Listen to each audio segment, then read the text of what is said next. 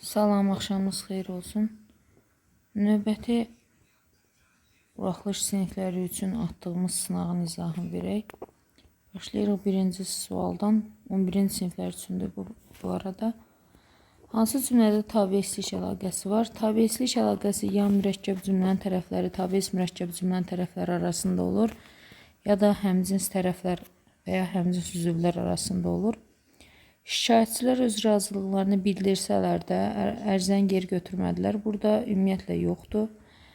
Hərçənd onu tanımasam da, yəni bu tabiəli mürəkkəb cümlədir və heç bir həmcinslik yoxdur.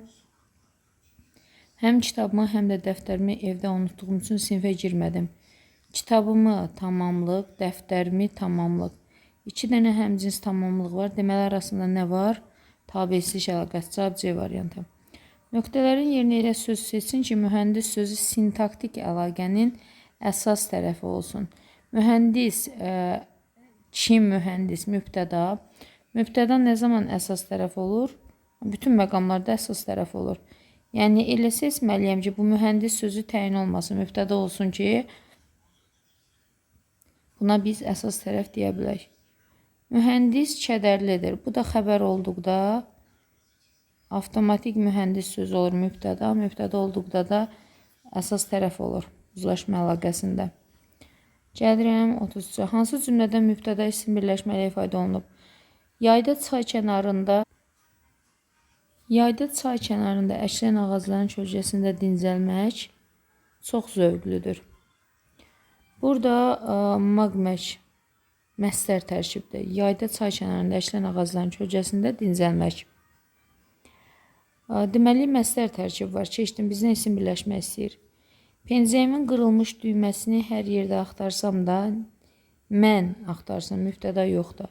Qarabağ işğaldan azad etmək, nə Qarabağ işğaldan azad etmək, məsdər tərkib keçdim. Mənim dediklərim sənə təsir etmir. Mənim dediklərim biz demişik ki, mənim dediklərim, mənim yazdıqlarım, ümumiyyətlə ikinci tərəfdə dıq plus mənsubiyyət feilisi və şəkilisi varsa, buna üçüncü növ təyin söz birləşməsi yox, feili birləşmə deyəcəyik. Adamın gizlin baxışları həldir, gözümün önündən getmir. Nə? Adamın baxışları. Deməli, Y variantı isim birləşməli ifadə olunur. Üçüncü növ təyin söz birləşməsi ilə. Birinci tərəf adamın sözü. Yəlik halda baxışları da I mənsubiyyə şəkilsi qəbul edib. Üçüncü növ təyin söz birləşməsinin tərifi nə idi? Birinci tərəf yəlik, ikinci tərəf mənsubiyyət hal şəkilsi birləşmələrdir.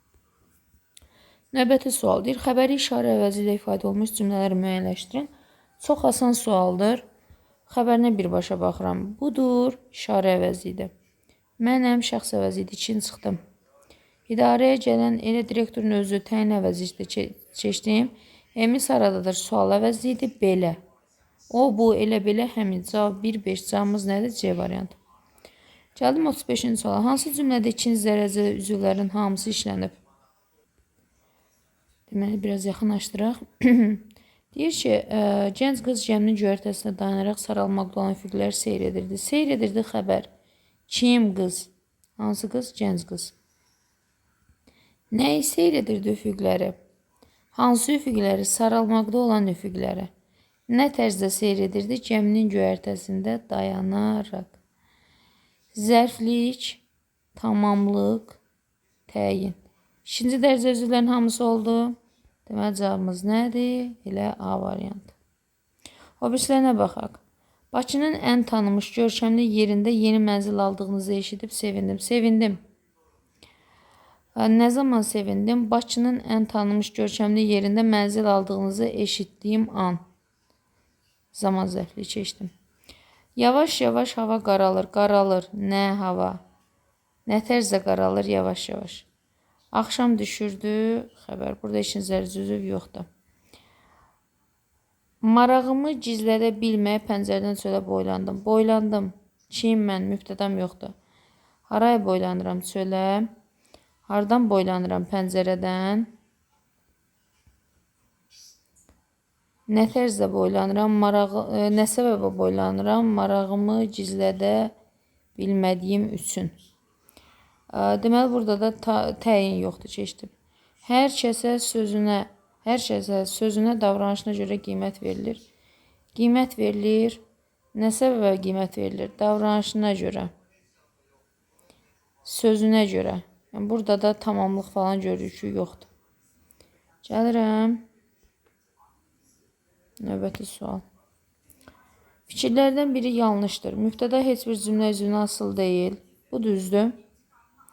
Mürəkkəb cümlə üzvləri sərbəst, sabit söz birləşmələri və mürəkkəb adlarla ifadə olunur. Sabit söz birləşməsi ilə ifadə olunursa mürəkkəb yox, sadə cümlə üzvüdür. Cavab elə B. Zərfliyin ifadə vasitəsi yalnız zərf olmur. Bu da düzdür. Yəni, zərfliyin ifadə vasitəsi qoşmalı söz də ola bilər. Misal üçün deyirəm, uşaq kimi ağladı. Nə tərz ağlayır uşaq kimi?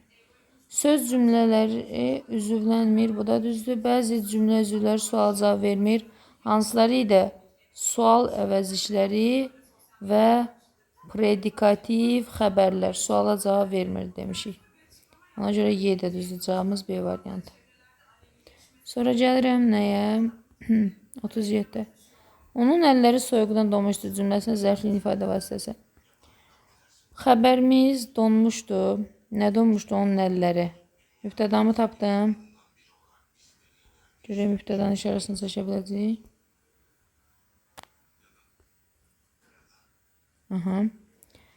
Nədən donmuşdu deyə bilmirik. Nə səbəbə donmuşdu? Soyuq olduğu üçün donmuşdu. Zərfliyimiz nədir? Budur.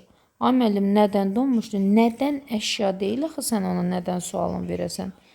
Yəni, nə səbəbəsə donardı. Ümumiyyətlə, çıxışlı qan şəkilçisini görəndə diqqətli olun. Keçən səfər dedim, çıxışlı qan şəkilçisi qəbul etmiş sifətlər zərfli ola bilir. Soyuqdan, istidən, misal üçün istidən başı ağrıyırdı. Nədən deyə bilməzsən? Nə səbəbə başı ağrıyırdı istidən? Soyuqdan nitq hissəsi təbii ki, sifətdir. Birin təyin ifadə vasitəsi ola bilməz, məstər. Cavab A variantıdır. Amma təyinin ifadə vasitəsi də ola bilər. Yəni, istisna məqamda ola bilər. Misal üçün, oxumaq kimi adəti var. Necə adəti var? Oxumaq kimi. Yazaq bura. Oxumaq kimi adəti var. Baxın, var predikativ xəbərdir. Bayaqlar dedim, suala cavab vermir. Necə adəti var? Oxumaq kimi. Bütövlükdə təyin olur. Yəni, bu da bizim istisna məqamımızdır. Amma bizə sual versələr, məstər təyin olurmu? Təbii ki, xeyr. İstisna məqamlar da qaydanı pozmur. 39-cu sual. Bu aralar onu tez-tez yolun başında oturan görürəm. Görürəm. Xəbər. Nə tərzdə görürəm? Kim mən? Mübtədən buraxılıb. Düzdürmü? Kimi görürəm? Onu görürəm. Tamamlıq. Nə zaman görürəm? Tez-tez görürəm. Zərflik. Nə tərzdə görürəm? Yolun başında oturan görürəm. Nə zaman görürəm? Bu aralar görürəm. Deməli, indi markerimizin rəngini dəyişək. 3 zərflik, 1 tamamlıq, 1 xəbər. Yanlışı istəyir bizdən. İkinci dərəcə üzvlərin hamısı işlənmişdir. Elə yalan deyir. Çünki təyinim yoxdur. Biri götürürəm. Təyin feil sifətlə, təyin vaşı feil sifətlə ifadə olunur. 2-ni götürürəm. Cavab A qaldı. 3 zərfli işləm, bəli, 1, 2, 3.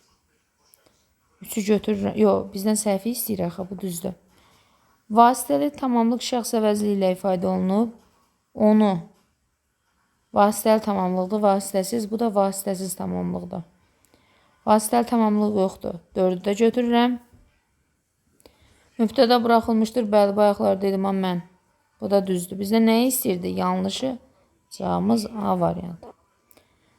Gəlirəm 40-a sonuncu qayda ilə bağlı sualdır. Tamamlığa aid olmayan xüsusiyyət seçin. İsmi xəbərlə bağlı ola bilər. Təbii ki.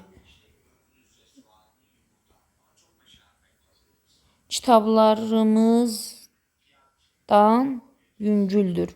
Nədən yüngüldür kitablarımızdan? Cümlədə obyekt bildirir də bəli, kimi, nəyi, haraya sualına cavab verən yer zərfliyidir. Ona görə cavabımız B variantı. Vasitəli vasitəsiz olur, bəli, yönlük, təsirli, yerlik, təbii ki, qoşmalı sözlərlə ifadə olunur, bəli, bir dənə də nümunə deyək. Deməli, uşaq kimilərə çox güvənməyin. yazaq istəyirsiniz. Uşaq kimilərə. Uşaq kimilərə güvənməyin. Sual verirəm. Kimə? Nəyin sualıdır? Tamamlığın. Deməli, uşaq kimlər hansı cümləsi oldu? Təbii ki, tamamlıq. Ümumiyyətlə, qoşma bütün cümlə üzvlərin ifadə vasitəsi ola bilər. Mübtəda, tamamlıq, təyin, zərflik, xəbər. İfadə vasitəsi deyəndə qoşmalı söz, daha doğrusu qoşma yox. Qoşmalı söz ifadə vasitəsi ola bilər. İndi isə keçək mətnə. Baxaq. Altından qara xətt çəkmiş sözlərin birinin qarşılığı yanlış verilmişdir. Şəhərin əhalisi ayağa qalxdı. Əhali nədir? Cəmaət var. Ana çıxdım. Atlılar meşənin dərinliklərinə çəkirlər. Atlılar, süvarilər. Çeyində çıxdım. Uşaqlar sübh tezdən qalxıb yola düşdülər. Uşaqlar dan yeri açılanda deyə bilərəm. Yəni sübh tezdən. Mərhumu torpağa tapşırdılar. Mərhum nədir? Cəsəd. Yəni ölmüşdən söhbət gedir. Adjutant verilmiş tapşırıqlara əməl etmədi. Növbəti suala baxaq. Deyir ki, mətninin hansı abzasında bir-biri ilə əks məna ifadə edən ifadələr işlənmişdir? Və diqqətli olun, bizə demir ki, antonim tapın. Deyir ki, əks məna ifadə edən. Yəni, burada ola bilər ki, antonim olmasın, amma bir-birinin əksi də olsun. Misal üçün, çayın sağ sahilində gecə yarıdan keçmiş canlanma başladı. Ordunun süvari piyada hissələri nizami erməni qoşunları erməni başbazlıqlarını birləşək körpüyə doğru hərəkət edilər. Onlar səhər açılanda gözlənmədən sağa keçib şəhərin üsyan etmiş müsəlman hissəsini qəfildən yaxalamaq, yuxulu cəmaatı qılıncdan keçirmək, üsyancılar isə çayın sosialisiyasını qazmış və ayıq. Və görürsünüz, yuxulu bir də ki ayıq. Gördünüz? Yuxulu və ayıq. Yuxulu və ayıq antonim deyil, ha. Çünki ayıq dayanmaq. Nə tərzdə bu zərfdir, bu da sifətdir. Biri sifətdir, biri zərfdir. Bu antonim deyil. Amma bir-birinin əksisidir. Ona görə birinci abzasda var elə. Cavabımız 1-dir. 2-də yoxdur. Görəcən əməliyyat idarə edən zabitlər. Burada yoxdur 2-də. Ona görə cavabımız elə B variantıdır. 1-də var. Gələm 3-cü testdə. Deməli, burada baxaq, 43-cü test. Deyir ki, doğruya, yanlışa da yanlış desin. Qoşunlar gecə yarıdan keçmiş irəlilədilər. Burada deyir, gecə yarıdan keçmiş, canlama ordunun süvari piyada hissələri erməni qoşunları birləşək körpüyə doğru hərəkət etdilər. Bəli, burada var, hərəkət eləmək. Yəni, görürük ki, biz gecə yarıdan keçmiş hərəkət edirlər. Ona görə bunu götürürəm. Deyir, Əmrah özünü polkovnik Cavad bəyə getirdi. Görək, Əmrah özü general Cavad bəydir, polkovnik deyil. Ona görə bu minusdur. Bizdən plus istəyir. Düzdür. Plusa da plus 1-dir götürürəm. 2-ni götürmürəm. 1-i götürürəm. Cavab elə C variantı çıxdı da. Onda 4-ə baxaq. Deyir ki, gecənin ağır sükutunu süvarilərin qılınc səsləri, pulemyotların şaqqıltısı pozur. Sonra deyir ki, deməli 1-i götürdük. Bu dediyi ki, səhvdir. Gecənin ağır sükutunu süvarilərin qılınc səsləri, pulemyotların şaqqıltısı pozurdu. Görək, bu harada da axırıncı abzası olmalıdır. Deyir ki, səngərdə pulemyotların şaqqıltısı eşidildi. Hər iki tərəfin süvariləri döş-döşük, az sonra körpünü səsədilər. Qılınclar havada oynadı. Bizə nə deyir? Deyir, gecə oldu da bu proses, düzdür. Amma burada nə görürük? Deyir, dan yeri qızarıb, günəşin ilk şəfəqləri pəncərədən oyanarkən. Yəni, bu proses səhər olub. Amma bizə burada deyir, gecə. Deməli, bu yanlışdır. Yanlışa da yanlış, doğrudur. Yəni, cavabımız C variantı. Sonra gəlirik nəyə? 44. Növbəti sual deyir, verilmiş izahlardan hansılar mətndə kursivlə verilmiş sözlərin izahına uyğundur? Kursivlə verilmiş sözlər birincidə bax. Bax, burada başı pozuqluq sözüdür. Səngər. Daha sonra. Gəlir süvari sözü. Müvazinət. Bunun üzərindən keçdim. süvari, müvazinət və məhəccər. 5 dənə sözdür. Bax, başı pozuqluq, təsirlənən tarazdan nizamlı olmayan qarışıq, nizamlı olmayan qarışıqdır. D-ni çıxdım. Səngər, səngər kanal suyunu örtmək üçün quyular qazılırdı. Bax, bu uyğun gəlir. Deyir, kursivlə verilmiş sözə nizahına uyğun deyil. Yəni, səngər də burada quyu mənasında gedir də. Üsyançılar isə çayın sol sahilində səngər qazır da. Yəni, quyu qazırmış. Sonra deyir ki, süvari yox, deməli, süvari deyil burada. Fərqlənən söz. Bu altına xətt çəkilib. Müvazinət, bir də məhəccər. Məhəccər tutacaq yerdir. Müvazinət də tarazlıqdır da. Bu da tarazlama C variantında var. Qalır səsküy. Ona görə cavabımız A variantı. Səsküy yoxdur. Deyir, mətnin hansı hissəsində üslub cəhətdən fərqlənən cümlə? Əslində, burada oxuyanda mən bildim elə bu fərqlənən cümlədə. Orada tərif verilir. Deməli, görək. Bax, ikinci abzasa baxın bura. Deyir ki, Əmrah özünü qərargaha yetirdi. Qərargah, orduda əməliyyatları idarə edən və zabitlərin əskərləri olduğu yer.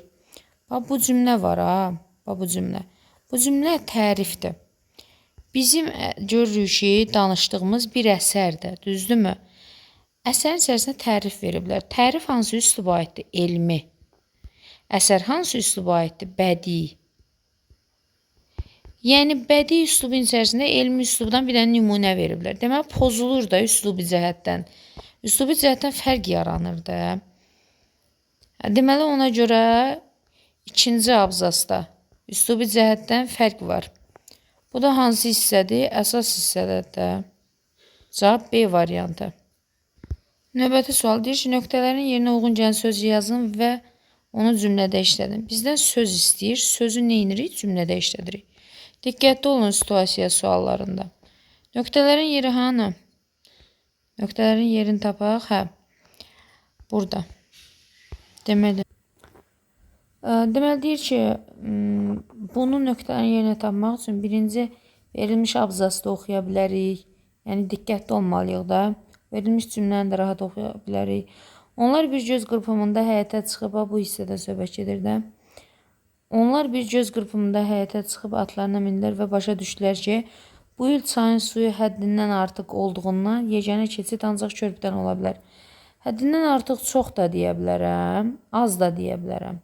İndi bunun hansını qoyacağım? Təbii ki, ardına baxaydı da cümlənin.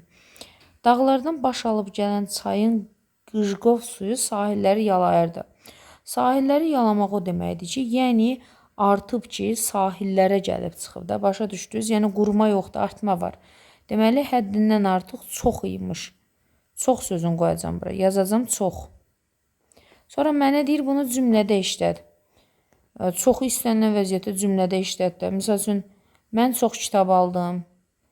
Mənim aylıq gəlirim çoxdur. Problemlər çox olanda İnsan bəzən yorulur və s. İşlədin də. Demir fərqli mənada işləd. Məsələn, fərqli mənada desəydi çox həqiqi olardı. Onu məcazi mənada işlədə bilərdi. Ancaq bizə deyir, sadəcə onu işləd. Çox sözün birinci yazırsan, nöqtəni qoyursan, başlayırsan ardınca cümləni davam etməyə. Gələk 47-ci suala. Mətnin üslubu xüsusiyyətlərini daha qabarıq verildiyi hissəni müəyyənləşdirin və həmin abzasa işlənmiş ifadələri qeyd edin. Mətnin üslubu bayaqlar dediyi nədir? Bədii üslubdur. Bədii üslubun əlaməti nədir? Məcazlik, obrazlıq. Görək, obrazlıq harda çoxdur? Bax, birinci abzasda birləşərək süvari piyada erməni səhər aslandı. Burada bir şey yoxdur. Bu məsumdur. İkinci abzasda yoxdur. Yavərin dediyi sıçraya və ayağa qalxdı. Onlar bir göz qırpımında Sana sözlərlə qıcqov suyu sahilləri yalayında. Burada 2 dənədir cəmi. Cavad əmr etdi ki, dan yeri qızarıb günəşin şəfəqləri havada oynayarkən hücum edən siyasaqlar qılınclar havada oynayanda 2. Süngər pulemyotlar şıqqıltısı eşidildi. Hər şeydən süvarilərə döş-döşə gəldi. Məsələn, bad döş-döşə gəlmək də məcazlı idi. Az sonra körpünün üstü insan cəsədlərlə doldu. aldığı yaradan yaxud müvazinə sağlaya bilmədiyin körpün məhzərindən suya düşən atların çişini bir-birinə qarışdı. Çişnərtinin bir-birinə qarışması, qılınc sincilsi güllə səslərinə qulaq tutulurdu. Körpünü ortaya qədər gələn düşmənlərin önündə ömrət at belində qılıncla çarpışırdı. Yəni burada deməli 1, 2, 3, 4 dənə fakt sübut var. Bir də ki, elə cümlələri oxuyanda görürəm ki, cümlələrdə obrazlılıq var. Gözümün önündə canlanır proseslər. Deməli, cavabımız sonuncu abzas. Bizə nə deyir? Deyir ki, daha qabarıq verildiyi hissəni müəyyən edin. Hissə deyirsə, sonu deyirsən də, mətnin son hissəsi. İşlənmiş ifadələri qeyd edin, bayaqlar dediklərimi elə qeyd eləyə bilərsiniz. Növbəti sual deyir, mətndə üzərində rəqəm yazılmış sözlərə əsasən cədvəl tamamlayın. Üzərində rəqəm yazılmış sözlər tapaq. Birinci, qəfildən yaxalamaq. Sonra, görək, ikinci söz hardadır? İnşallah ki, tapacaq. Bir də imtihanda uşaqlar sizə belə veriləndə, vaxt itkisi getməsin deyə birbaşa ilə mətni oxuduqca bu kursivlə verilmiş sözlərdir. Üzərində rəqəm yazılmış sözlərdir. Çalışın ki, bir işarə qoyun ki, rahat tapa biləsiniz. Səhv eləmirəmsə 2 dənə söz var. Çünki 3-cünü tapmıram. Yoxdur 3-cü. Deyir ki, informativdir yoxsa poetikdir. Baxaq indi. İnformativ nədir deyim? Ümumiyyətlə sözün 3 dənə funksiyası var. İnformativ, terminoloji, poetik. Ay müəllim nədir? Deyirəm, indi qeyd edin. İnformativ həqiqi mənada işlənən sözdür. Misal üçün deyirəm, dəmir açar, dəmir üzük. Poetik məcazi mənada. Misal, dəmir bilək, dəmir iradə. Görürsünüz, həqiqi deyil, məcazidir. Terminoloji də termin, yəni, misal üçün deyirəm, fonetika, leksikologiya, yəni hər hansı bir elmə aid olan termin funksiyasında çıxış eləyə bilərsə, onda deyirik ki, söz terminoloji funksiyasındadır. İndi baxaq. Onlar səhər açılanda gözlənmədən çay keçib, şəhərin üsyan etmiş müsəlman hissəsini qəfildən yaxalamaq istəyirdilər. Bu həqiqi mənadadır, çünki yaxalamaq tutmaq mənasındadır. Qəfildən yaxalamaq da tutmaqdır da. Yəni, burada bir məcazilik yoxdur ki, misal desəydim, fikirlər məni yaxalayır, bu məcazi olardı. Amma qəfildən insan yaxalamaq istəyirlər. Deməli, bu həqiqidir də. Həqiqi mənadası necə funksiya olacaq? İnformativ. Yəni, yaxalamaq sözünə götürürəm informativ. Sonra gəlirəm. Deyir ki, dalğalardan baş alıb gələn çayın qijqov suyu sahilləri yalayırdı. Çayın suyu nətər yalayır sahili? Yalamaq heyvana, insana məxsus olan bir şeydir. Burada su yalayır. Deməli, məcazidir. Məcazi isə nə olacaq? Poetik. Burada da o söz yazacaq. Deyir, bunu digər funksiyada işlət. Misal üçün, poetik sözü həm informativdə işlədə bilərsən, həm də bunda. Misal üçün, poetik hansı idi? Yalamaq sözü idi. İnformativdə işlət. Misal üçün, deyirəm ki, inəklər çöp olduğu üçün inəklərə duz verirdilər və inəklər duzu yalayırdı. Gördün? Və yaxud da uşaq dondurma yalayır. O bir sözüm nə idi? Yaxalamaq. Yaxalamaq da informativ idi. Bunu ya poetikdə işlədərəm, ya da terminolojidə. Mən bunu poetikdə işlədim. Misal üçün, bayaq dediyim, fikirlər məni yaxalayır. Mötərizə açırsan, yazırsan poetik. Başa düşdünüz? Bu cür yazılmalıdır. Burada mənim kimi ox işarəsi qoymursunuz. Sözü, misal üçün, yalayırdı sözü poetikdirsə, yazırsan bura. Qəfildən yaxalamaq sözü informativdir, yazırsan bura. Digər funksiyasını, bunu bura yazırsan. Qabağından yazırsan mötərizədə poetik. Tutaq ki, bu poetiki də buradan yazdın. Qabağından informativ funksiyasını yazırsan. Başa düşdünüzmü necə? Bu da 48. Qrammatik norma pozulmasına yol vermiş cümləni müəyyənləşdirin və düzgün şəkildə yazın. Əslində bu sual heç yaxşı sual deyil. Heç yaxşı sual deyil. Yəni, norma pozuntusu o boyda mətndə gərək uşaq o qədər həyəcansız ola ki, diqqətlə oxuya və norma pozuntusunu tuta. Burada görək hanı norma pozuntusu.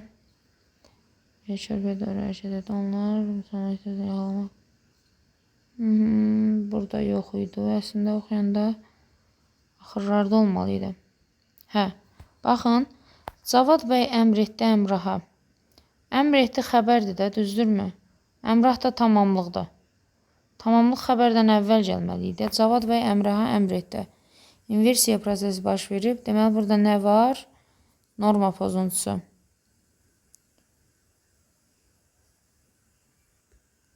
Bir də hər iki tərəfin süvariləri döş-döşə gəldi. Hər iki tərəfin süvariləri mübtədadır, düzdür və mübtədanın əsas tərəfi cəmdədir. Lər var. Cəmdədirsə xəbər də necə olmalıydı? Gəldi, lər olmalıydı. Burada da uzlaşma pozulub. Hər iki tərəfin süvariləri üzə gəldilər olmalıydı. Bax, burada da pozulub. Bunu da yaza bilərsiniz.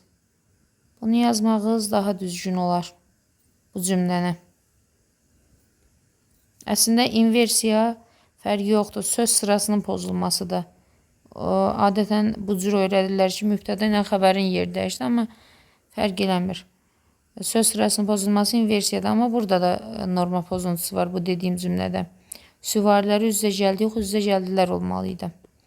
Onu da lər şəklinə salıb, sən deyir, nə deyir sənə? Deyir ki, düzgün şəkildə yaz, elə olduğu kimi köçürəcəksən, bir dənə xəbərin sonuna ləri artıracaqsan da burada. Yəni, burada bir problem yoxdur. 50-ci sual. Üçbucaq işarəsinin yerinə hansı sözlər artırılsa məntiqi uyğunluq pozulmaz? Məntiqi uyğunluq. Görək, üçbucaq işarəsi hanı? Demək, General Cavad bəyə xəbər verdi ki, Gəncənin ikinci hissəsində nəsə bir oyanış var. Oyanış var, tərpəniş var və s. Burada yazırsan oyanış, tərpəniş, özünə yazırsan da bunları. Bu qədər birinci mətnimiz, keçək ikinci mətnə. Aha, Xəzər dənizi publisistik üslubdur və maraqlı mətindir, yəni yadda qalan mətindir. Baxaq. Xəzər dənizi dərinliyinə görə 3-cü yerdədir. Deyir ki, Xəzər dənizi nadir zəncənin yerləri bu hissədə yazılıb. Dərinliyinə görə Xəzər dənizi dünyanın iki dərin gölündən, yəni Baykaldan və Tanqanikadan geridədir. Yəni Baykal, Tanqanika 1-2 ola bilər, 3-cü də bu ola bilər. Bəli, götürə bilərik birləri. Dənizin çirklənməsinin ən böyük amil suyun sahilinə tullantı və zibillərin atılmasıdır. Ən böyük amil suyun sahilindən tullantı və zibillərin atılmasıdır. Suyun sahilindən baxaq bir dənə. Hal-hazırda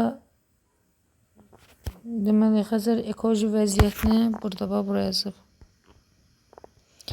Dünyəvi əhəmiyyət kəsb edir. Dənizin əsas çirklənmə mənbələri sahil ölkələrində neft və qaz sahəsində dəniz hövzəsinə tökülən çirkli su axınlarıdır.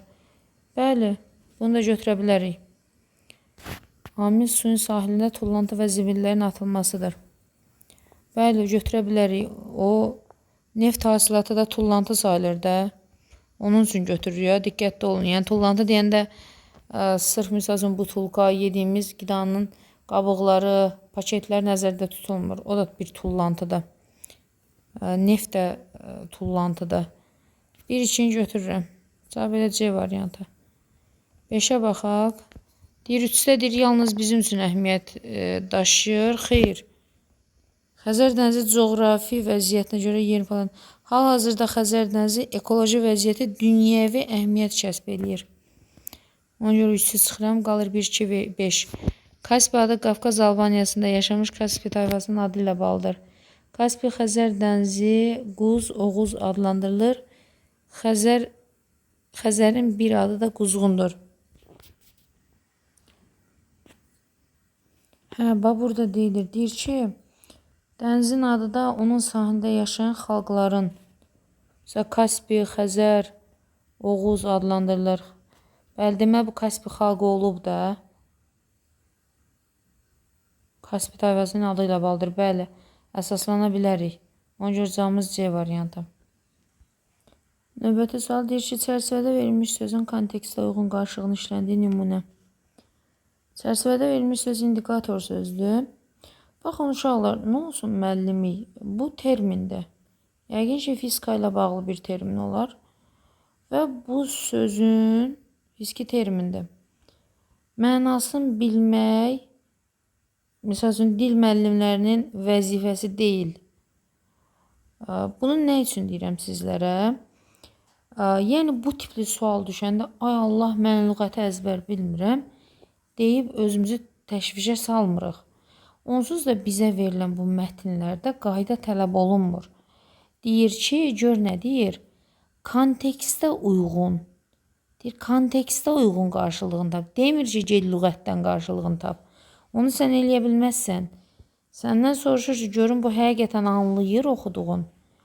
Xəzər dənizinin coğrafi vəziyyətinə görə yer planetinin iqlim indikatorudur. Yəni, ola bilər ki, iqlim göstəricisidir. Belə deyə bilərik. Görək, burada nə var? Kimya reaksiya sürətlə katalizatordan istifadə olunur. Nə əlaqə? Təhsildə yeni performanslar göstərirlər. Burada göstəriş o mənada olmaz. Burada indikator yön vermək mənasında ola bilər. Göstərmək.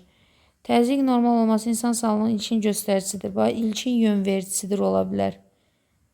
Ona görə C variantını götürürəm. İnhibitor kimyəvi reaksiyanı ləngidən amildir. Xeyr, yön vermə yoxdur. İqtisadiyyatı güclü olan dövlət hər zaman qalibdir. Burada da yön vermək yoxdur. İndi fizikanı bilənlər daha yaxşı bilər indikator nədir. Amma bizə maraqlı deyil. Fizikanı bilirlər, bilmirlər. Burada məhz indikator göstərmək, yön vermək mənasını verir. O da C variantına uyğundur. Qara hərflərlə verilmiş sözlərə əsasən cədvəldəki yanlış fikirləri müəyyən edin. Qara hərfi hanı görək? Yuyur. Türkmənistan və İran sahillərini yuyur. Bir də hanı? Qurğu, qaynaq, əksər hal.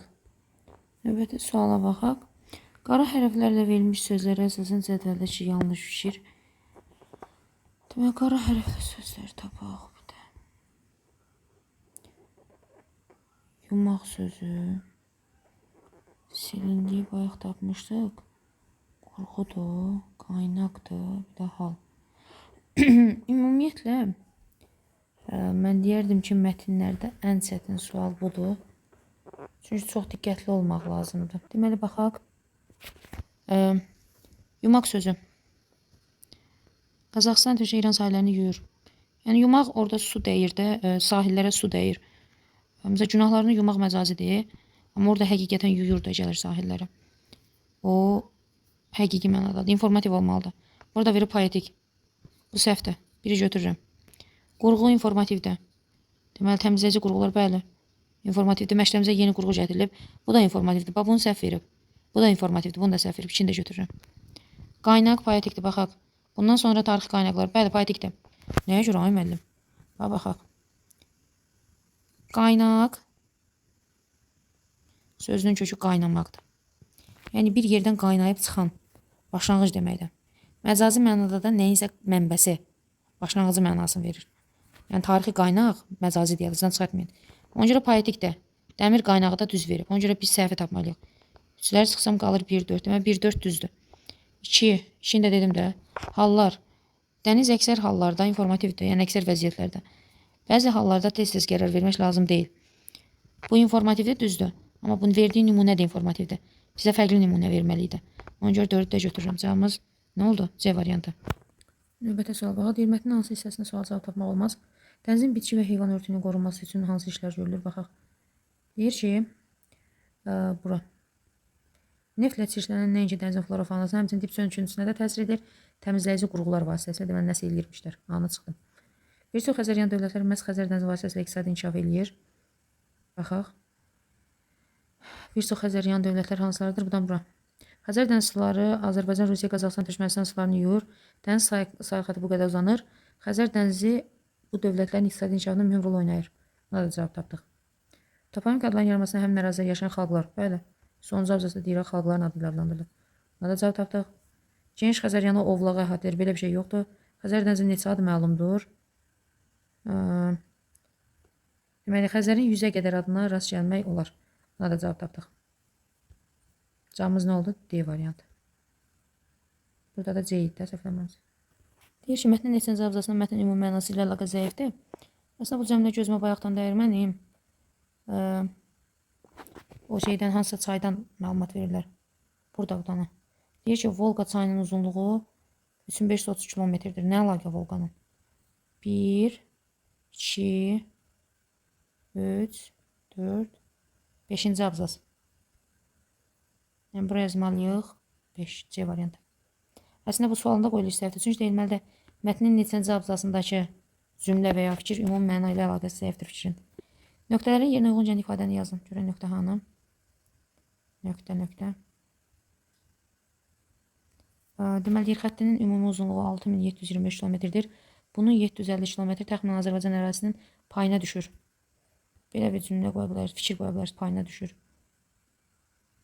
Sonra bizə nə deyir? İfadəni yaz, buraya yazırsan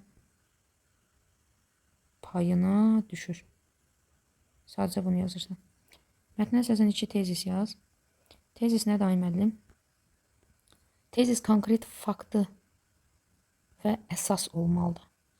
Əsas və konkret faktı əhatə edən 1 və ya 2. Məsələn, burada istənilən bir şey yaza bilərsiniz. Yaza bilərsiniz, Xəzər dənizi bir sıra ölkələrin iqtisadi inkişafında mühüm rol oynayır. Yəni, sadəcə tezis yazanda, yəni bu vacib hissələr var. Bunlara əhatə edən vacib faktlar olsun. Yer planetinin indikatorudur. Sonra flora-fauna söhbətini yaza bilərsiniz. Belə və yaxud da 100-ə yaxın adı var. Bunu da əhatə edə bilərsiniz. Növbəti suala gələk. Cədvəl tamamlayın müddəa və fakt. Misal üçün, mən bura belə bir fakt müddəa qoya bilərəm ki, müddəa nədir? İrəli sürdüyümüz fikir.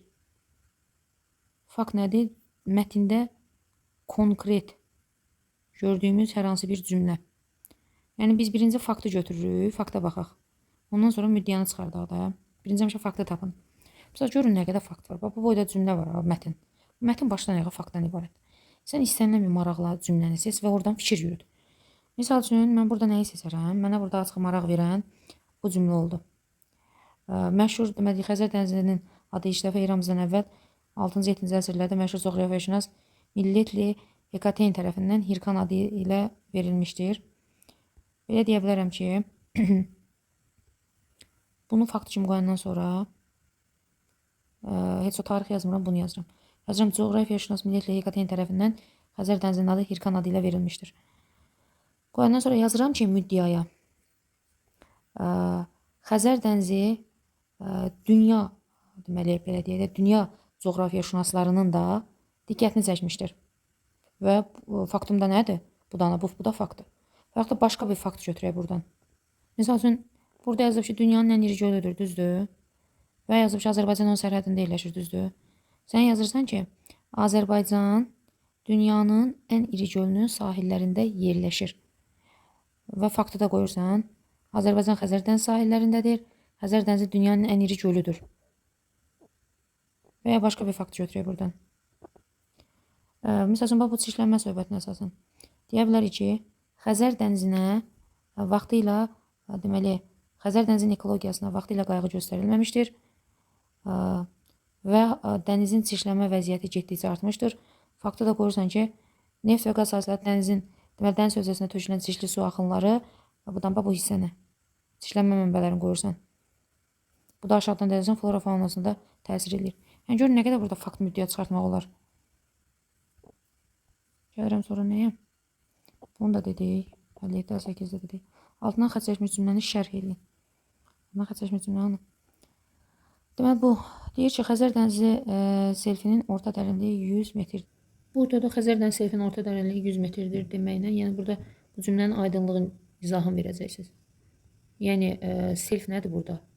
Xəzərin dərinliyinin orta göstəricisi. Sonra gəlirik nəyə? İşarə qoymuş ifadəni kontekstdən kənar vəziyyətdə işlədin. Xəzər dənizi bu dövlətin iqtisadi inkişafında çox mühüm rol oynayır. Burada məcazi mənada gedib. Misal üçün, belə deyərəm. Əhməd səhnədə çox gözəl rol oynayır. Bu cür yazıb tamamlaya bilərəm. Bu da bizim 11-ci sinif buraxılış qrupu üçün izahımız saat 02:23. Əziyyət çəkdik. İnşallah faydalı olar sizlər üçün uşaqlar.